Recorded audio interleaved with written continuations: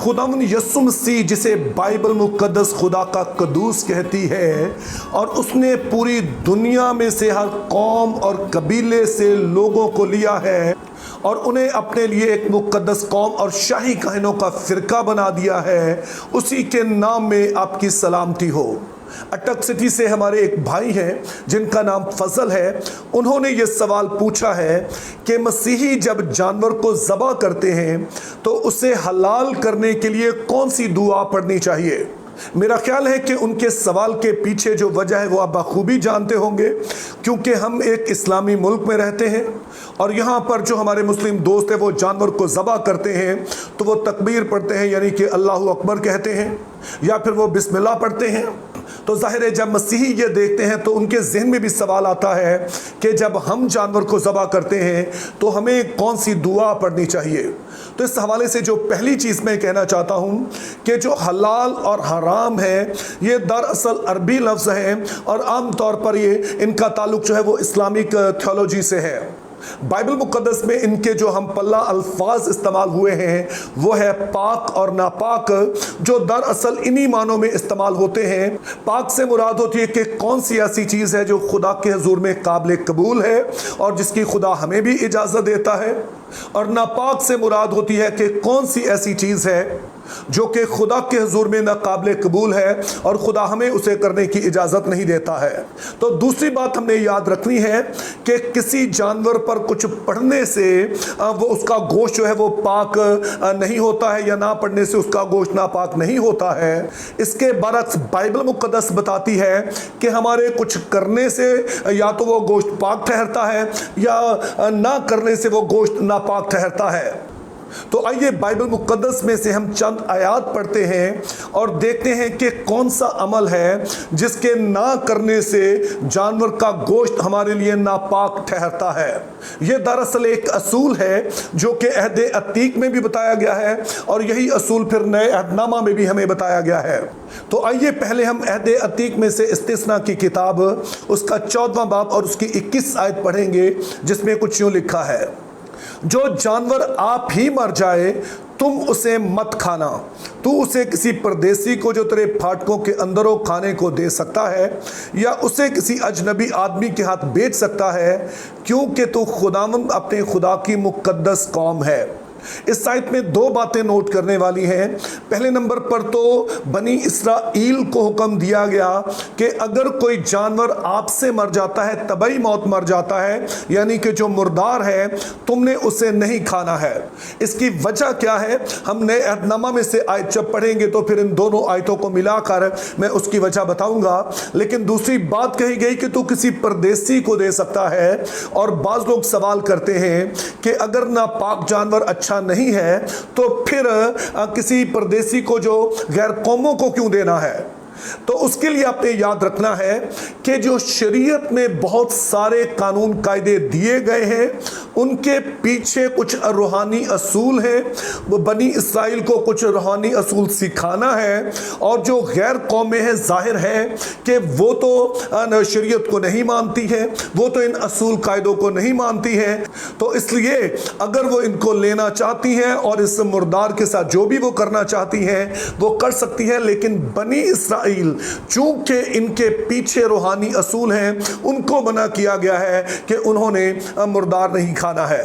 अब इसी तरह का एक हुक्म हमें नए अहदनामा में यानी अमाल की किताब उसके 15वें बाब में मिलता है। तो आइए हम 15वें बाब की 19 और 20 आयत पढ़ते हैं, जिसमें कुछ यूँ लिखा है,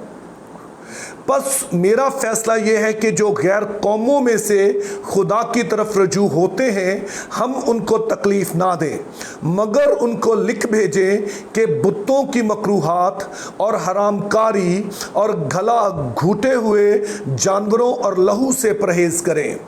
अब इन आयात का सियाको सबाक ये है कि जब कलीसिया बढ़ने लगी और बहुत सारे गैर कौम मसीह यसू पर ईमान ले आए और वो कलीसिया का हिस्सा बन गए, तो कलीसिया में जो पहले से मौजूद यहूदी मसीही थे, यानी कि जिनका बैकग्राउंड में यहूदी था, वो कहने लगे कि इन गैर कौम मसीहों के लिए लाजम है कि वो मूसवी शरीयत की तमाम तर रसूमात पर उसी तरह से अमल करें जैसे कि यहूदी करते हैं, तभी ये हकीकी मसीही बनेंगे। और फिर इसी मसले को डिस्कस करने के लिए जब सारे सरकर्दा लोग यानी कि मुकद्दस पतरस, मुकद्दस पौलुस और मुकद्दस याकूब जो कि यीशु मसीह के भाई थे और जो यरूशलेम की कलीसिया थे उसके सरबराह थे, ये सभी इकट्ठे हुए और फिर इन्होंने रूहुल कुद्स की रहनुमाई में इस बात का हुक्म जारी किया कि गैर कौमों के लिए लाजम नहीं है कि वो मूसवी शरीयत की उन सारी रसूमात को अपनाएं, यानी कि इन्हें ना तो खतना करवाने की ज़रूरत है और ना ही वो सारी रसूमाती शरीयत जिसमें वो ईद है, नया चांद है और इससे मिलती जुलती जितनी भी वो सारी रसूमात है उन्हें अपनाने की ज़रूरत है। तो हम चंद एक बातें जिनसे इन गैर कौम मसीहों को मना किया गया, उनमें से एक ये था कि ये गला घुटे हुए जानवर को नहीं खा सकते हैं। और जैसे मैंने कहा कि इसी तरह का एक असूल हमने अहद अतीक में देखा है कि वो जानवर जो कि खुद से मर जाए उसे नहीं खा सकते हैं। तो अब गला घुटे हुए जानवर और मुर्दा जानवर में कौन सी चीज़ मुश्तरक है जिसकी वजह से इन्हें खाने से मना किया गया? इसका जवाब दरअसल इसी आयत में मिलता है और वो ये है कि कलीसिया को मना किया गया कि वो किसी तरह से खून जो है वो नहीं खा सकते हैं।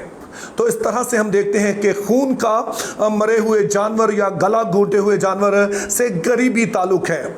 आपने शायद कभी गौर किया हो कि जब जानवर को ज़बह किया जाता है तो उसकी शहराग को काटा जाता है। उसका सबब यह है कि पूरी बॉडी में जो खून सप्लाई होता है वो इसी शहराग से होकर जाता है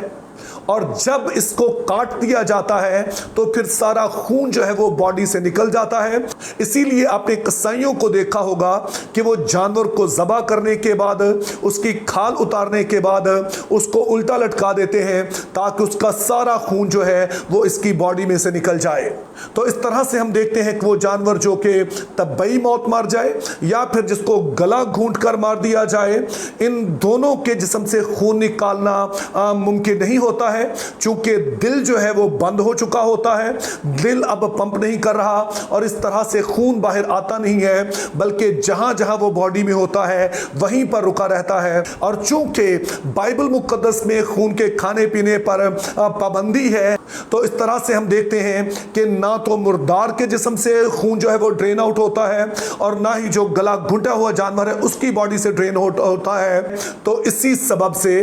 वो जानवर जिसको ज़बह ना किया जाए, बाइबल मुकद्दस में हम उसे नापाक कहते हैं, यानी कि उसका गोश्त फिर हम नहीं खा सकते हैं। इसके बरक्स जब हम किसी जानवर को ज़बह करते हैं और उसका सारा खून जिस्म से निकल जाता है तो फिर उसका गोश्त हमारे लिए पाक ठहरता है, यानी कि अब हम उसे खा सकते हैं। लेकिन आपके जहन में शायद यह सवाल होगा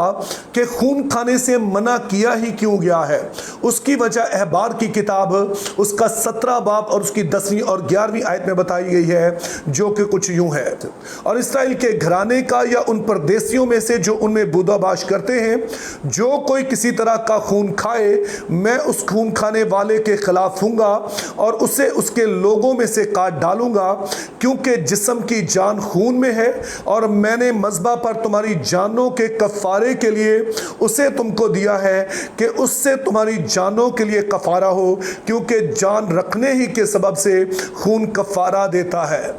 तो इन आयात में एक बात तो बड़ी वाज़े तौर पर बताई गई कि खून खाने पर ममानत है, और दूसरी तरफ इस बात की वजह बताई गई कि खून दरअसल बाइबल मुकद्दस में एक ख़ास अहमियत रखता है। इसमें किसी भी जानदार की जान होती है और जब कोई गुनहगार शख्स हो और उसके लिए अगर किसी ने कीमत अदा करनी हो तो वो इसी खून से अदा की जाती है। तो इस तकद्दुस को बरकरार रखने के लिए खून के खाने पर पाबंदी लगाई गई और ये कहा गया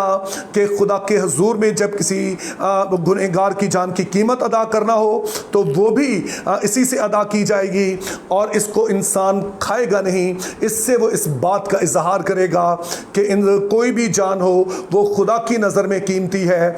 ये खुदा ही के लिए है और वही इस सारी जान का मालिक है। तो इस तरह से हम देखते हैं कि असल में किसी जानवर का गोश्त उस वक्त पाक ठहरता है जब उसका खून जिस्म में से निकाल दिया जाए। लेकिन बहरहाल बाइबल मुक़द्दस हमें यह भी फरमाती है कि कोई भी हमारी ज़िंदगी का पहलू है, हर बात में, हर चीज़ में खुदा का शुक्र अदा करे। तो इस तरह से जब हम किसी जानवर को ज़बह करते हैं तो उस पर हम एक शुक्रगुजारी की